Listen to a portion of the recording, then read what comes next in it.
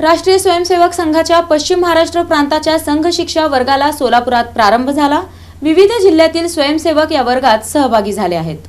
राष्ट्रीय स्वयंसेवक संघाच्या पश्चिम महाराष्ट्र प्रांताच्या तिसऱ्या संघ शिक्षा वर्गाला शुक्रवारी हरिभाई देवकरण प्रशालेत प्रारंभ झाला। यावेळी पश्चिम महाराष्ट्र प्रांत सहकार्यवाह सचिन कुलकर्णी यांनी स्वयंसेवकांना मार्गदर्शन करताना संघ शिक्षा वर्ग म्हणजे देशाला परमवैभवाकडे नेणारा कार्यकर्ता घडवण्याचे ठिकाण आहे असे प्रतिपादन केले। कार्यक्रमास महापौर विनायक कोंड्याल, पश्चिम महाराष्ट्र प्रांताचे संघचालक सुरेश जाधव, वर्गाचे सर्वाधिकारी तथा कराडचे जिल्हा सहसंघचालक शशिकांत फिरंगे यांची प्रमुख उपस्थिती होती। भारत मातेच्या पूजनाने वर्गाचे उद्घाटन करण्यात आले। सचिन कुलकर्णी म्हणाले, स्वयंसेवकाला समाजात कार्य करण्यासाठी तयार करणारा प्रथम शिक्षा वर्ग अत्यंत महत्त्वाचा आहे। पहाटे 5 ते रात्री 10 वाजेपर्यंत विविध प्रशिक्षणांद्वारे कार्यकर्त्यांचा गुणात्मक विकास केला जातो। संघाचे वैचारिक अधिष्ठान मजबूत असल्यानेच त्याची तुलना इतर कोणत्याही संघटनेशी होऊ शकत नाही। संघ सर्व भारतीयांना संघटित करणारी संस्था असल्याचे सांगत त्यांनी घरातील भांडे कोणतेही असले तरी त्यातील पाणी हिंदुत्वाचेच असते या उदाहरणातून संघाचे स्वरूप स्पष्ट केले।